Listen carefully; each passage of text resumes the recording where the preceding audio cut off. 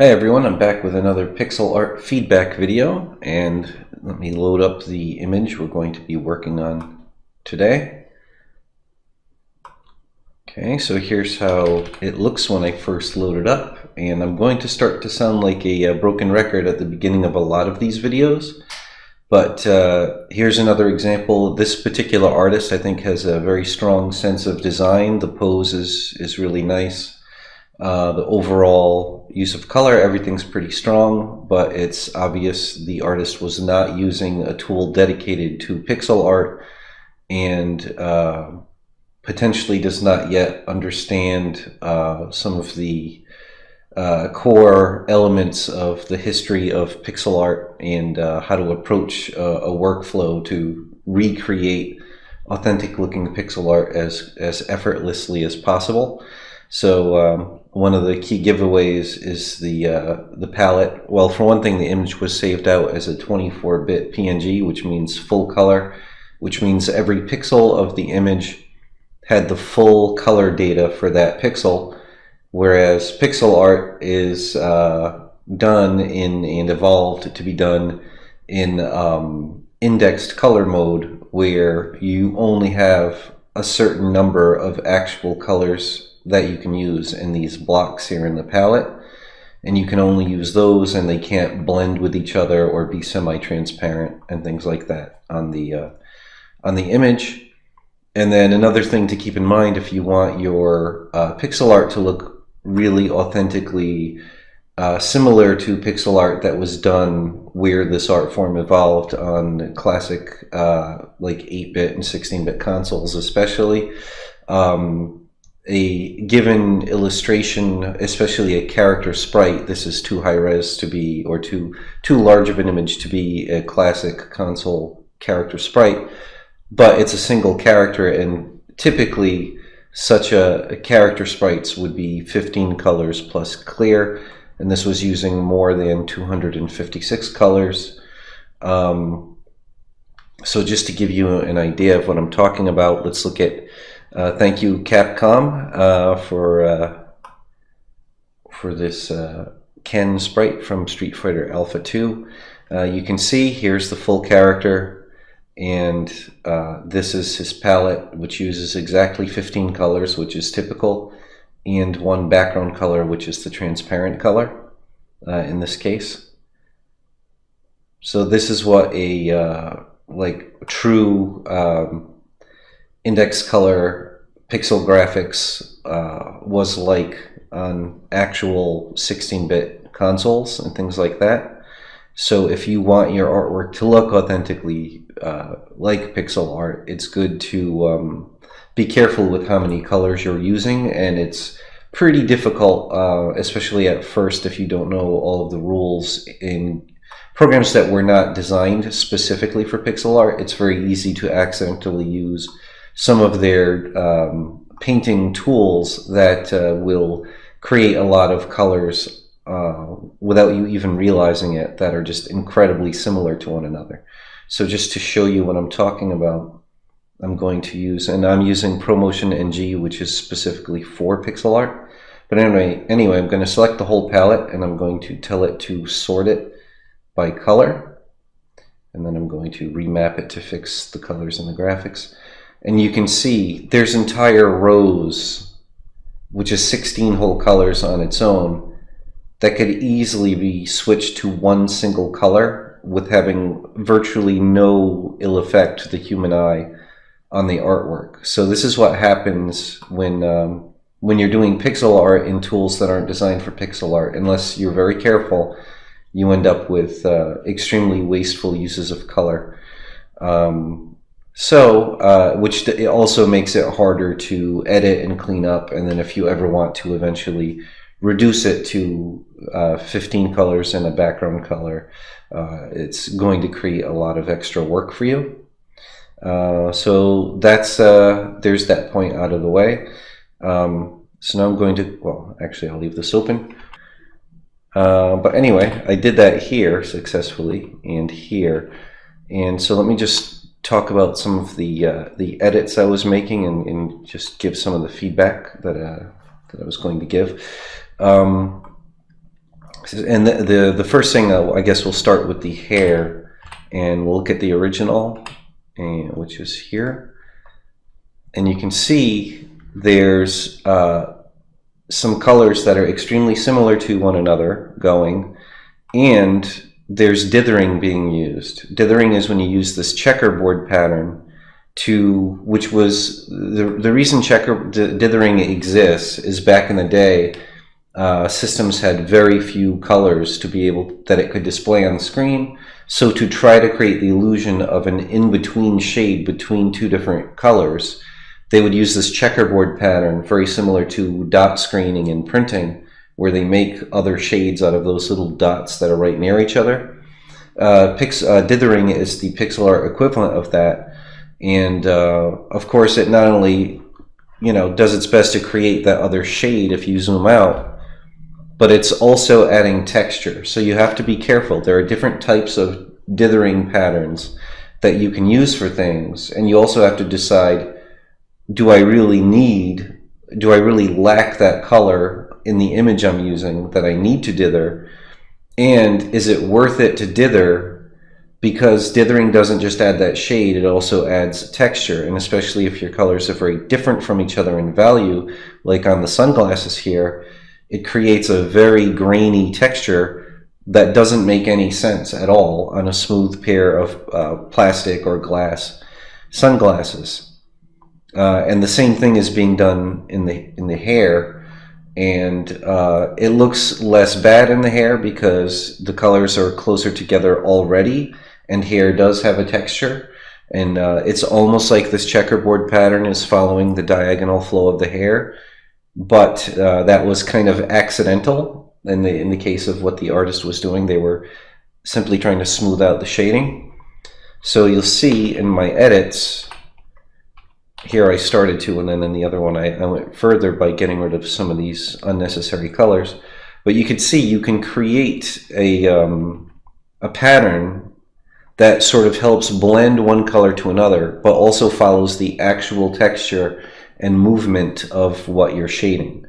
So you could see I use these diagonal, bigger, pointy shapes to help transition one shade of the hair to the other, which not only keeps the blend looking smoother, but actually it makes it feel and look more like hair.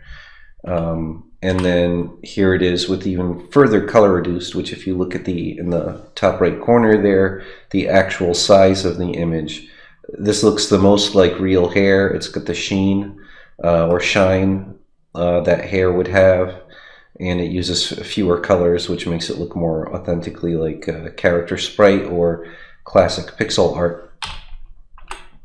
So, and then again, you could see, oops, sorry about that. Get that back on screen. So you can see I replaced that dithering. It's really unnecessary when you've got this many colors and these many shades of green. It was a completely arbitrary decision to not use one of those shades of green instead of dithering to create the side of the sunglasses. And then if you felt the need to do some kind of gradation dither type thing on something that's supposed to be smooth and shiny like glasses, then it would make a lot more sense to do, a very traditional cartooning style diagonal line across it to give it that classic cartoony shine. And that's still also, though, helping create the illusion that there's more colors than there really are, blending from one thing to the other. And I would suggest that same idea here. This dithering doesn't make any sense on this smooth object. So keep that in mind, everyone. Dithering is not dithering does not make pixel art authentically pixel art, and you shouldn't use it. You shouldn't necessarily use it at all if you don't need to use it. If you really don't have enough colors to get the amount of values you want in a gradation, it might make sense to use dithering. Or if you specifically want the texture that dithering brings, then you should use dithering. but you should be careful what you use dithering on and what style of dithering you want to actually use. And obviously the most common is the checkerboard pattern, but then there's also random dots, which works great when you're texturing something like stone walls, dirt ground, and things like that. And then you just space the dots out farther and farther to grade 8, you can see here. And then you can go all the way to solid here, and you can see you can get very natural feeling textured gradation as though light is hitting like a stone surface or something like that. Get rid of that. Okay, so that's it about dithering. And yeah, so just be careful and try to, it's called rendering or shading or texturing. Keep in mind what each thing that you're painting is made out of. Is it smooth? Is it rough? Does it have fuzzy edges? All of those sorts of things. Is it reflective? There's a thing called specularity, or basically how shiny something is, or the style of shininess of something. And with hair, you really want to hit that, like healthy hair has a shine to it where it's going to have some level of gradation and subtle highlight, but then where the light is really hitting it, you're going to get very strong highlights in very specific small areas, especially like in this case at the sort of crest of the where the hair reaches its highest point before it sort of falls back down. So yeah, keep those sorts of things in mind. Now we're going to talk about more sort of nuanced things that are more not so specific to pixel art, but just art in general. And so one of the things I wanted to talk about was the wrinkles on the pants. Keep in mind, it's really good when you start your image to only think about big forms, but when you're doing wrinkles in fabric, keep in mind you're not just adding detail lines. Wrinkles aren't just lines. Wrinkles are lines that they're supposed to communicate to the person looking. They're supposed to trigger in the brain of the person looking the idea that the fabric has taken on special forms. It's being forced to sort of crimp and fold and bend in certain areas because of the anatomy of the person beneath and how they're stretching or tensing the fabric. So don't just add, and this artist certainly didn't fail completely at this, but this is sort of a halfway point. But still, there's a sense that the wrinkles were added for detail, and there was some understanding of the way they should actually work. But the artist just didn't quite make the wrinkle details reflective of the overall shape and silhouette of the pants. So you can see here by the most recent edits I've been doing to it that by making them much more committal, much more clearly, okay, this is the shape of the pants, and there's, you know, the highlight is hitting this plane here, and then there's a sort of middle color to sort of transition to it so that there's some smoothness, and then there's the deep shadow where the pants are sort of furthest away from the light source. And then we go to the reflected light, which I believe is supposed to be from the backpack light. But anyway, I hope you can see it. It gives it a more sense of depth. There's the original. And especially on this leg here, on the character's left leg, which is the right leg on the image, there we go. So now you really can feel what the fabric is doing, and I would actually go even further. I'm not going to spend a lot of time with it, but you can actually affect the silhouette with what's happening on the pants, and you can see at the actual resolution, it's just really selling what's happening. You could see that those pants are loose fitting, and they're tightened at the knee to go into the boot or to make room for the boot. So really play on that the fabric has nowhere to go over the knee. So that's why it's sort of billowing and sticking out down there so much. There we go, something like that. But you get the idea. Like I said, I'm not going to work on that too much, but hopefully that makes sense. And then, speaking of silhouette, another thing that I say all the time to illustrators in general, especially concept artists or character designers, is if you're going to add a detail to the design of the character, if it's worth having there at all, then you should probably emphasize or exaggerate it to some degree.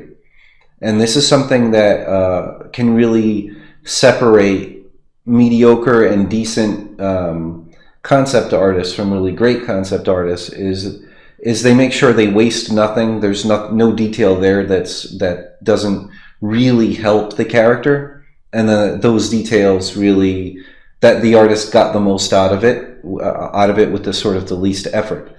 And so let's go back to the original, and you'll see here you have this belt. I'm going to talk about the belt a little more a little later, but you have this belt, and obviously it's really supposed to be bulky, and it's just hanging on the character, which obviously makes it's not a utilitarian belt in the fact that obviously it's not attached to the pants, it's not keeping the pants up. So theoretically, it's got to be there for the sake of pouches that hold something, but it wasn't drawn in a way that really gives it depth. The artist tried to highlight it to give it depth, but you could tell the artist had not decided on the actual shape of each segment. Like, how thick is it? Is it a pouch or is it not a pouch? Can it be opened? What's in there? It's drawn like it's flat and then shaded like it's sort of not flat. But like I said, this is what happens when someone's working on an overall design and they know they want a belt there and they know they want it segmented, but they rely on the line work to get it there and keep moving on, but they actually end up finishing the illustration having never actually deciding what it was that they were drawing. Like, what was the actual anatomy of that belt? What was it for? What was the shape of each segment? I hope that makes sense. And going back to the silhouette idea, if you're going to have this very stylized, bulky belt that is not holding the character's pants on and that's on an angle, you should really emphasize that. You should play on it more. So this it's called breaking the silhouette. Right now the belt almost doesn't deviate from the actual outline of the character's thigh and butt. Only very little. And it really gets lost even more because of the strong highlight from the backpack. So I would definitely recommend bringing that out more to really sell that. And then you have another big problem here, where here you have this outline of the back of the leg, and then one of the lines separating the segments of the belt perfectly continued in that line. So it's a good idea to move that segment break line so that it does not perfectly carry from the same direction. And actually that was an unnecessary bump there. Hold on a second. That was an unnecessary bump there that didn't make any sense in the leg. It was too low to be the butt and too high to be from the billow of the pants or anything like that. So I hope you could see that helps that belt stand out more. Let me do the same thing here. Quickly, I already brought out the belt, but this is the problem here, this bump that doesn't belong. So really, you're going to add cool details. Look how much more depth, and you'll see also I started breaking the silhouette of the belt to make each segment clearly have its own form, to emphasize the fact that it is segmented. So again, if you're going to bother having a detail, either a whole element or an aspect of the element, it's segmented, okay. Make it obvious it's segmented. Each pouch, each segment is a pouch, is it? You know, make sure you design exactly what shape that pouch is, which I didn't do. But for example, if you wanted to actually give each pouch a little flap on the top or a button or something. But the point is, right now, it's impossible to tell how much thickness, how much each pouch protrudes, if they are pouches.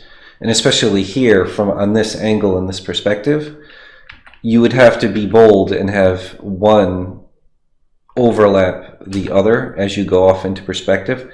So they'd be getting thinner, if that makes sense. So like, for example, if you could see the sides of them, if they were thick over here, you would stop seeing the sides of them here. You would maybe see this one. But you get the idea. Or at least I hope I'm getting the idea across. And then you wouldn't see the side of it anymore because the top plane of this pouch is in perspective. It's covering that. But anyway, I hope that gets the idea across. But now, like, you can see this one is now a pouch. We'll even give it a button. Right? So really make sure you understand the sort of anatomy or shape of what you are rendering, and it's going to make a massive difference. Again, silhouette. Break that silhouette.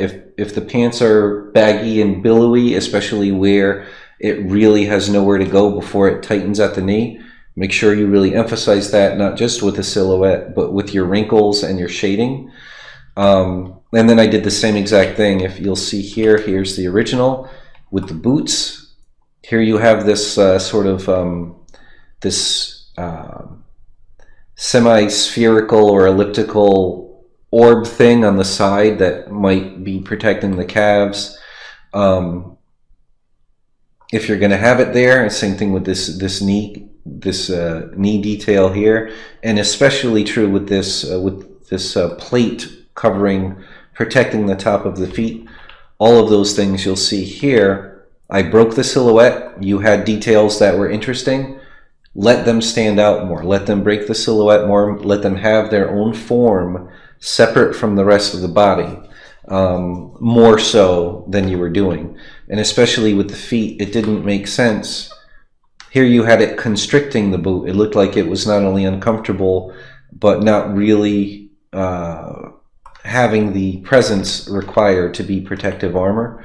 So you can see in this latest version of the edit, I expanded that to look like it goes on top of the sort of leather parts of the boot that are designed for overall comfort and protection, and then you've got the second layer of protection on there. And I made this knee cap protrude more, and I brought out the top of this calf detail more.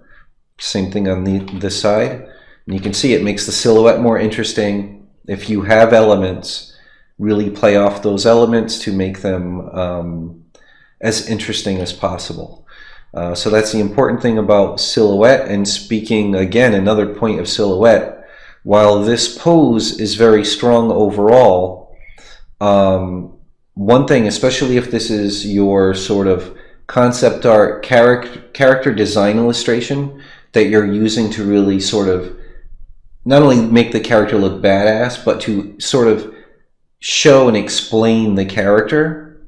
This pose is nice because it shows this character is very action-oriented, very combat-oriented. That all comes across very nicely. You get a sense of the personality of the character, or at least sort of what they do or what they're doing in the illustration.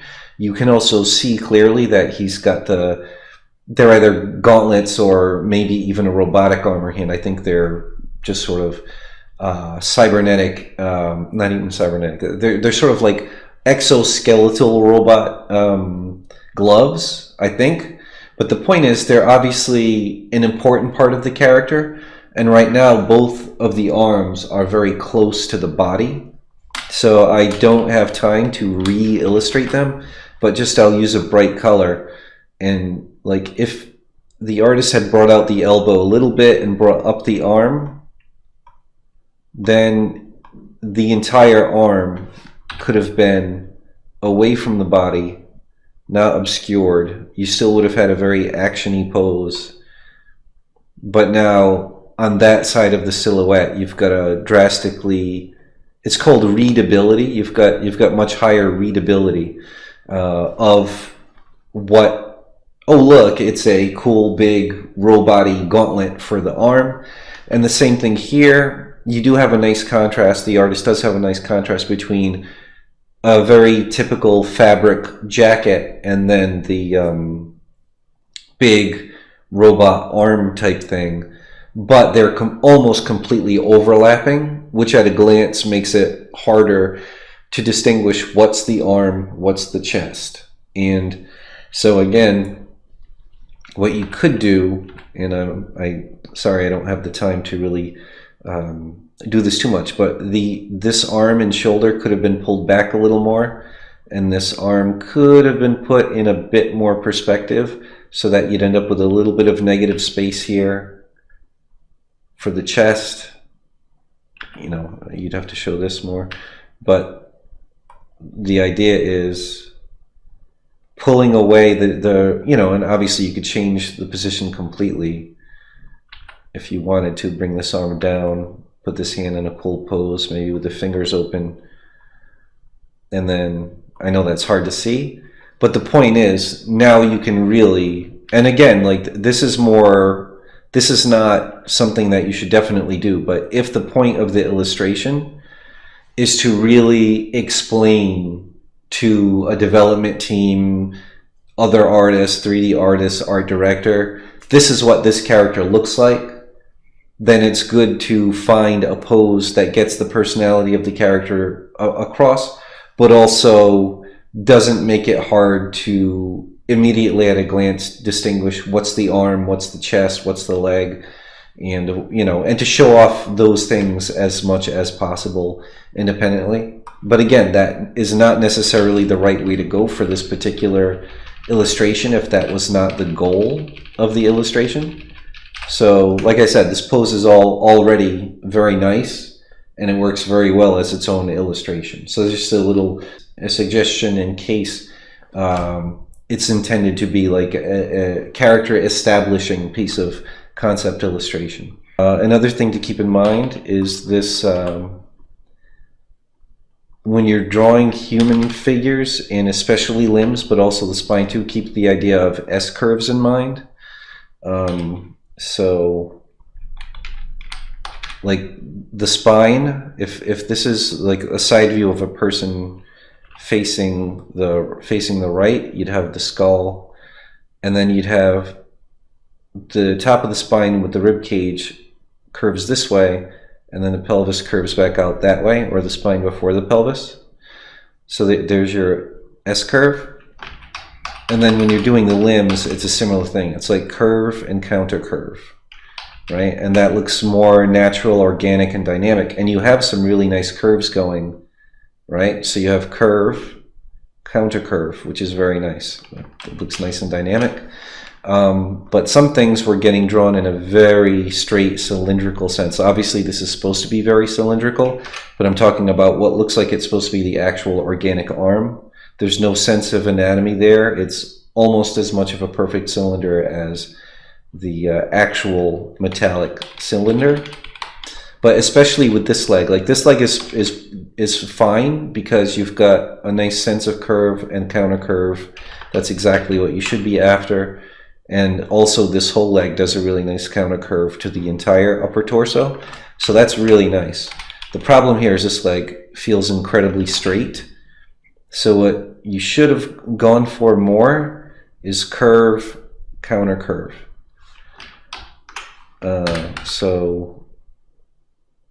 And it doesn't take much, just a little bit of following what the actual anatomy of the person would be doing. Maybe you'd even get a little negative space in there that way, I'm not sure. And then,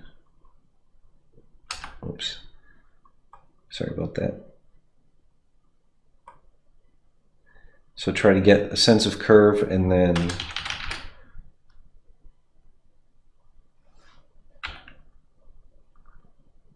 counter curve. I hope you can see how that looks more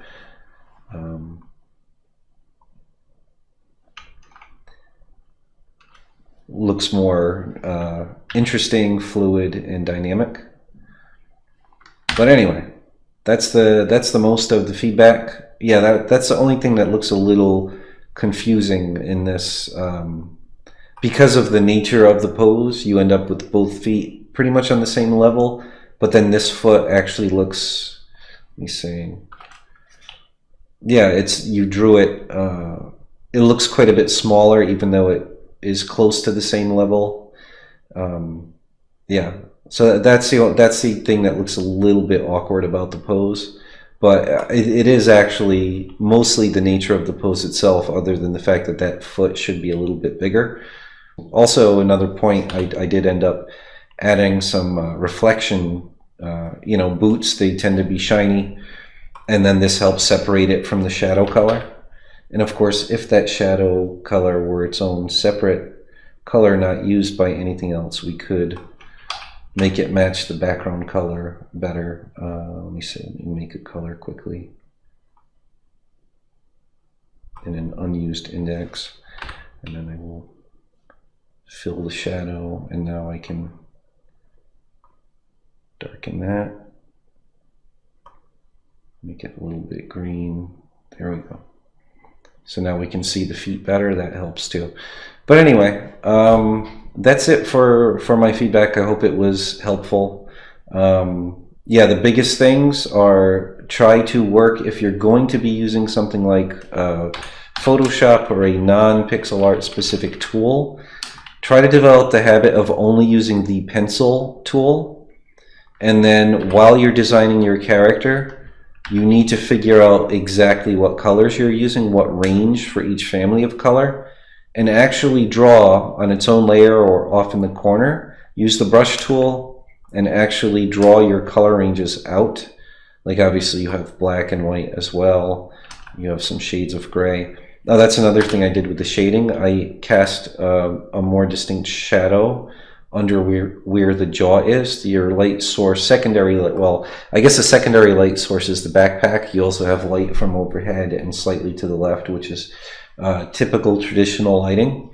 But you have this nice aspect to the character where they've got the collar pulled up over their mouth. Emphasize the anatomy beneath and the 3D form, have that shadow where it belongs on the white, and I think it looks a lot nicer that way. Here's the original. You can see your shading, you're using colors that are extremely close to each other in the range, which is, as far as pixel art is concerned in general, it's very wasteful. But anyway, if you're going to keep using stuff that's not made for pixel art, then draw out your specific colors and try to keep it, if you're doing a single character. This is a fairly arbitrary rule, but almost every classic pixel art arcade game you've ever played or console game, even going up into the PlayStation 1 days in Neo Geo, almost across the board, all the characters were 15 colors and clear. So I mean, this is like a character illustration, so like if they were doing a cinematic screen or something like that, they might use more than 16 colors. But in general, keep that in mind and try to limit your use of actual colors. And if you have those colors, if you've created your range, try not to let those tools like Photoshop just auto blend for you and create accidentally like 50 shades in between those shades that you're supposed to be using, because very quickly your art will look less and less like actual pixel art. But anyway, that's it. I think I'm starting to repeat myself too much. Hope this was helpful, and thanks a lot for watching.